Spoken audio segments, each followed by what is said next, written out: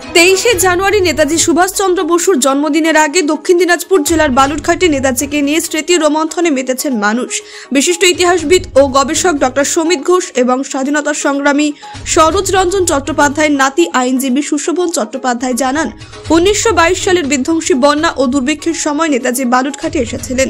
আত্রেই নদী বিধৌত এলাকায় সেই সময় লক্ষাধিক মানুষ ক্ষতিগ্রস্ত হয়। ধামইরহাট ও পত্নীতলার মতো অঞ্চলে দুর্ভিক্ষ চরমে পৌঁছায়। ক্ষতিগ্রস্তদের সাহায্যের জন্য নেতাজি বেঙ্গল রিলিফ কমিটি গঠন করেন। ত্রাণ তহবিলে তৎকালীন সময়ে 4 লক্ষ টাকা সংগ্রহ হয়।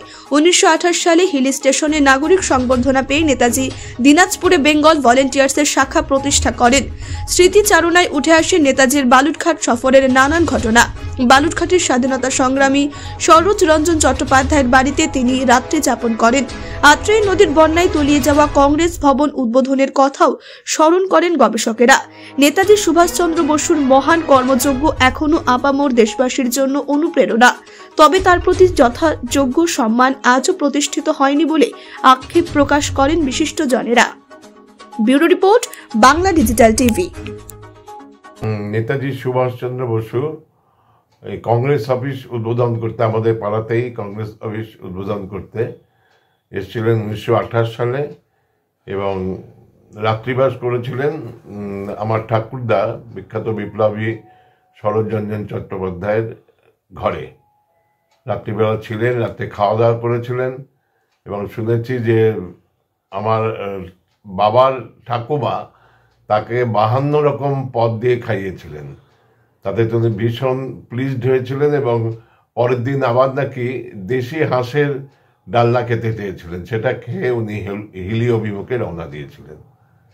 তা আমি সেই সরোজ রঞ্জনের নাতি হিসাবে এইসব তথ্য জোগাড় করেছি এবং তিনি এখানে 1 রাত বাস করে চলে গিয়েছিলেন। আপনার নাম?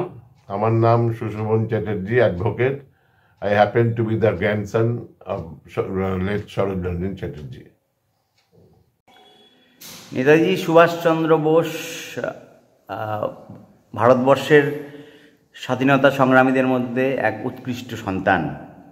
তিনি প্রথমে এসেছিলেন হিলিতে, সেটা 1928 সালের 26শে মে।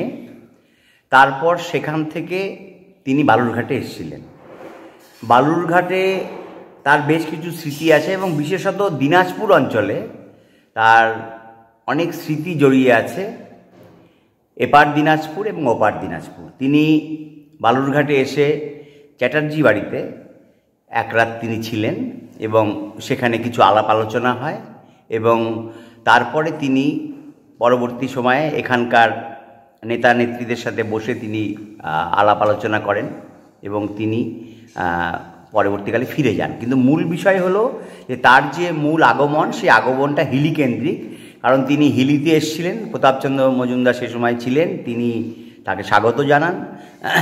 তিনি হিলির কুবুদনাথ রায় সাহেব যে, তাদের সাথে একটা যোগসূত্র ছিল এবং নেতাজি সুভাষচন্দ্রের যে গুপ্ত সমিতি বেঙ্গল ভলেন্টিয়ার্স, এই বেঙ্গল ভলেন্টিয়ার্সের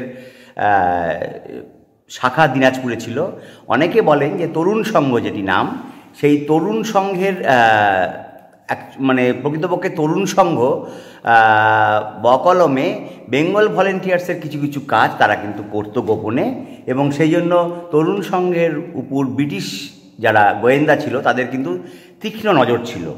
এই সময় যে হিলিতে যারা এই স্বাধীনতা সংগ্রামের আন্দোলন এবং তথাপি এই বেঙ্গল ভলেন্টিয়ার্সের কর্মধারাকে এগিয়ে নিয়ে গিয়েছিলেন, তাদের মধ্যে অন্যতম ছিলেন পঞ্চানন চট্টরাজ, ছিলেন শ্রীধর সাহা এবং মাধবচন্দ্র রায়।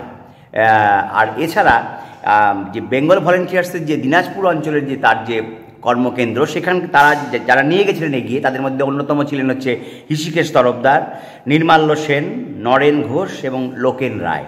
তো সুতরাং দিনাজপুর, নেতাজি এবং হিলি এবং বালুরঘাটের সঙ্গে সম্পর্ক, এই নিয়ে নেতাজির একটা মস্ত বড় অধ্যায় এই অঞ্চলে রয়েছে।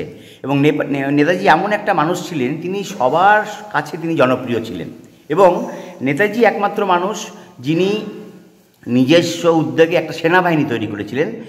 ভারত কেন, পৃথিবীর ইতিহাসেও এটা বিরল থেকে বিরলতম ঘটনা, তার সেই আজাদ বাহিনীর ঘটনা।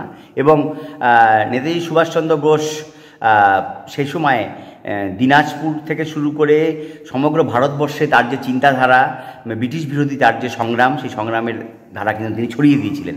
তো তিনি বালুরঘাটে বেশি থাকতে পারেননি, একটি রাতে তিনি ছিলেন। তারই মধ্যে তিনি স্বাধীনতা সংগ্রামীদের উৎসাহ দিয়েছেন, উদ্দীপনা দিয়েছেন, ব্রিটিশ বিরোধী আন্দোলনকে আরও সংঘবদ্ধ হতে তিনি সাহায্য করেছেন। এবং তারপর তিনি দিনাজপুরে চলে যান, দিনাজপুরে তিনি ফিরে যান। এবং সেই সময় পরবর্তীকালে তিনি এসেছিলেন, সেটা হচ্ছে একবার বন্যা, সেই বন্যা হয়েছিল দিনাজপুরে। সেই সময় তিনি রিলিফের কাজের জন্য তিনি এসেছিলেন এবং সেখানে তিনি সভা করেছিলেন এবং স্থানীয় যারা রিলিফ কর্মী তাদের সঙ্গে বসে এই বিষয়ে পর্যালোচনা করেছিলেন। আপনার নাম? সমিত ঘোষ। আপনি কি পদে আছেন? শিক্ষকতা।